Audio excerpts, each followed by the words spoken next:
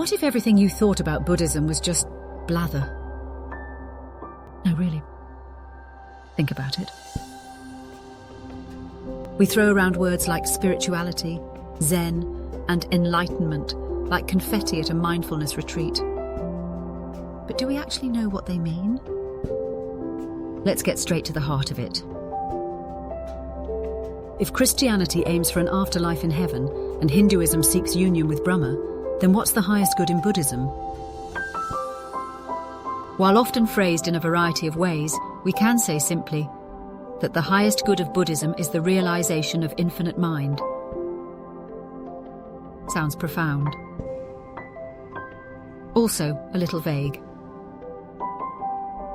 But don't worry, we're about to start clearing things up, bit by bit.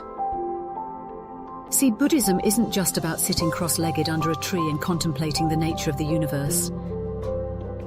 It's an entire range of activities designed to achieve a singular goal, the realization of infinite mind. And if we want to make sense of this last statement, we need to zoom out.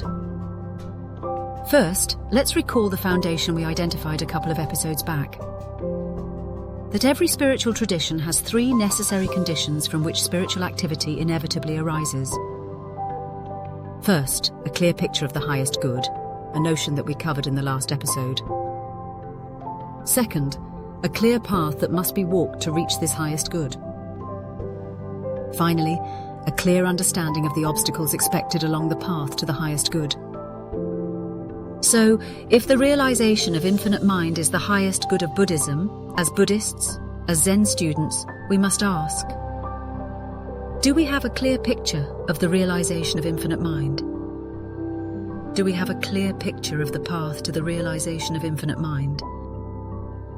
And do we have a clear understanding of the obstacles expected along this path to the realization of infinite mind? And to reinforce why we need these things, let's recall the late Zen master Joshu Sasaki's teaching of zero.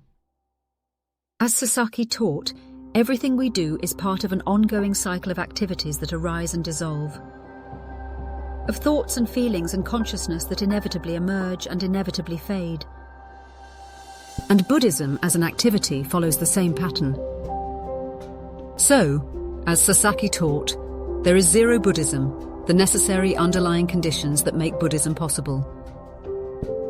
And there is manifested Buddhism, the actual rituals, practices, and teachings we see in the world. Zero Buddhism describes the three pillars that give rise to Buddhism. A clear picture of the realization of infinite mind. A clear path to realizing infinite mind.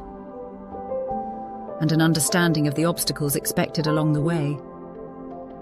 Without these, the spiritual activity that is Buddhism would never arise. It would just be another collection of feel-good ideas floating around in the spiritual ether. But now that we've set the stage, there's the first question to tackle. What does it actually mean to realize infinite mind? That's what we'll dig into next. And so the question for next episode, what do we mean by the realization of infinite mind?